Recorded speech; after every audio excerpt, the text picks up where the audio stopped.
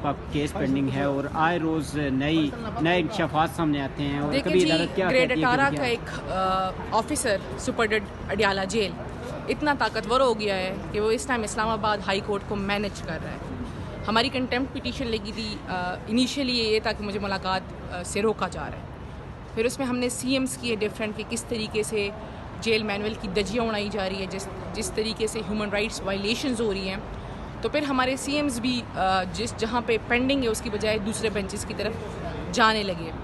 फिर इन्होंने झूठ पे झूठ बोले, इन्होंने मेरे लाइसेंस सस्पेंड करने की कोशिश की, इन्होंने हर तरीके का हरबा आजमाया। लेकिन जब ये हर तरफ से नाकाम हुए तो जब पिछली हेयरिंग पे जस्टिस साहब ने अपने ही कोर्ट का कमीशन बनाया था कि वो अडियाला जेल जाए और ख़ान साहब से ख़ुद पूछे, तो इन्होंने कमीशन को भी नहीं मिलने दिया, 1 मिनट के लिए नहीं मिलने दिया, जिस पे आज जज साहब ने अपनी प्रॉपर ऑब्जर्वेशन दी है।